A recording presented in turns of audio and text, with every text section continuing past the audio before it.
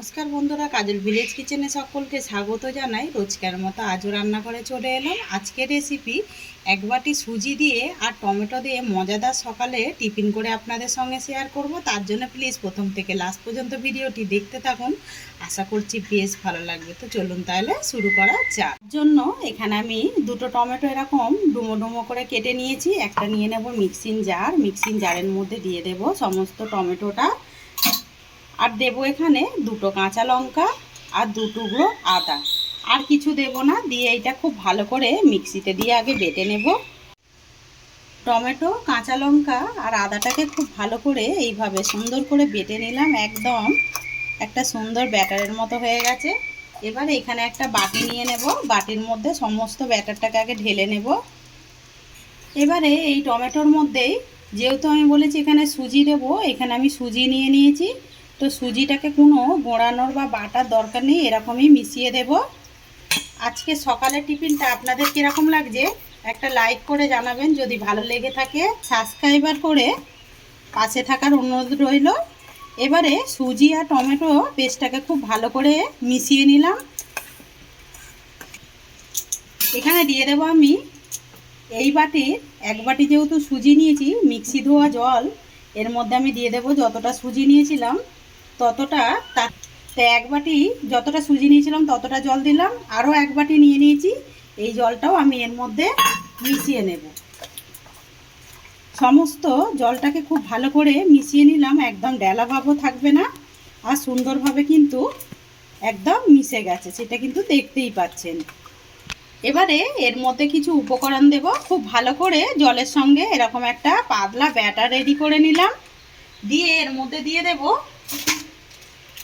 স্বাদ মতো হলুদ গুঁড়ো, সুন্দর একটা রঙের জন্য দিয়ে দিলাম হলুদ গুঁড়ো। আর দেব এখানে একটা পেঁয়াজকে আমি এইভাবে টুকরো করে কেটে রেখেছি, কেটে রাখা পেঁয়াজ। আর দেব এখানে বেশ কিছুটা ধনেপাতা, তাহলে টিফিনটা কিন্তু দেখতেও সুন্দর হবে আর খেতেও কিন্তু বেশ দারুণ হবে। এর মধ্যেই দিয়ে দেব স্বাদ মতো লবণ বা মাপ মতো লবণ। লবণটা আমি এখনই ব্যবহার করে নিলাম। সমস্ত উপকরণগুলোকে আবারও আমি খুব ভালো করে মিশিয়ে নেব। আর ব্যাটারের ঘনত্বটা কিন্তু দেখতেই পাচ্ছেন, এরকম হয়ে গেল। কতটা সুজিটা কিন্তু এখনই ফুলে গেছে। এবারে অপরদিকে আমি কড়া গরম হতে বসিয়ে দিয়েছি। কড়ার মধ্যে দিয়ে দেব সাদা তেল দিয়ে দেব। খুব বেশি না, ওই 1 চামচের মতো দিয়ে দিলাম সাদা তেল। তেল যখন খুব ভালোভাবে গরম হয়ে যাবে দিয়ে দেব ফোড়নের জন্য গোটা জিরে। জিরেটাকে হালকা একটু ভেজে নেব, একদম পুড়িয়ে ফেলবো না। যখন এই জিরেটা ভাজা হয়ে যাবে তখন এই ব্যাটারটাকে আমি ঢেলে দেব। সমস্ত ব্যাটারটাকেই ঢেলে দিলাম। এবারে খুব সুন্দর করে এটাকে নাড়াচাড়া করে আমি একটা ডোয়ের পরিণত করে নেব। নাড়তে নাড়তে কতটা শুকিয়ে গেল জলটা, সেটা কিন্তু দেখতেই পাচ্ছেন। এবার আমি এর মধ্যে দিয়ে দেব সামান্য একটু চিনি, যাতে করে সুন্দর একটা টেস্ট হয়। যেহেতু টমেটো দিয়েছি, একটুখানি মিষ্টি দিলে পরে খেতে বেশ কিন্তু দারুণ লাগবে। চিনিটা চাইলে তোমাদের যদি প্রবলেম থাকে বাদ দিয়েও এই রান্নাটা করে নিতে পারো। এবারে খুব ভালো করে মিশিয়ে নেব, ভালো করে একটা ডোর পরিণত করে নিলাম। এর থেকে আর বেশি শুকিয়ে নেব না, এরকমই রেখে দেব। আর একটু কিন্তু এটা নামানো ঠান্ডা করার পরে, যেহেতু সুজি, এটা কিন্তু একটু শক্ত হয়ে যাবে। এবার আমি এই ডোটাকে একটা থালার মধ্যে নামিয়ে নেব।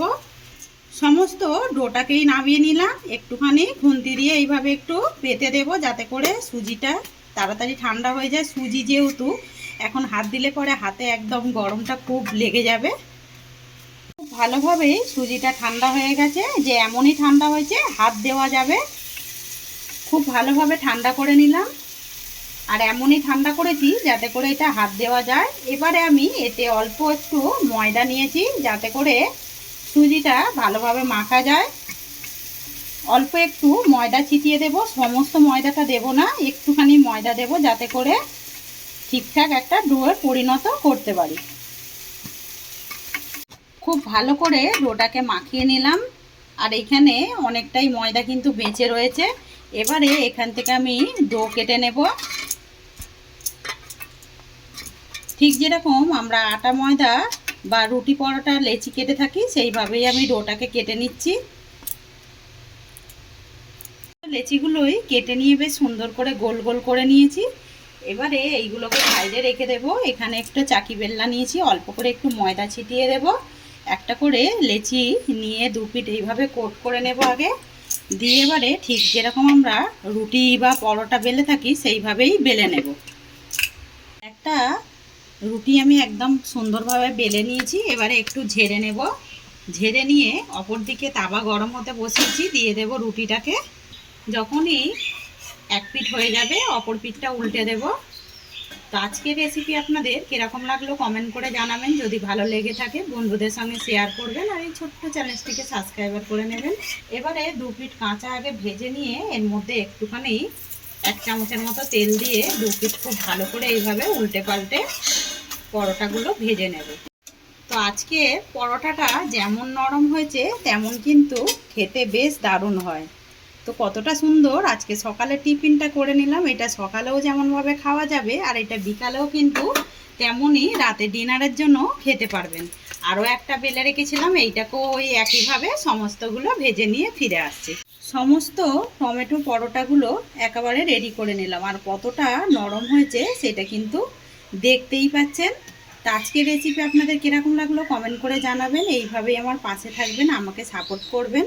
আমার এরকম নিত্য নতুন রান্নার জন্য পাশে থাকা বেল আইকনটি প্রেস করবেন। সবাই ভালো থাকবেন, সুস্থ থাকবেন। ধন্যবাদ। আবারও কোনো নতুন রেসিপি নিয়ে ফিরে আসবো। আজকের মতো এই পর্যন্ত।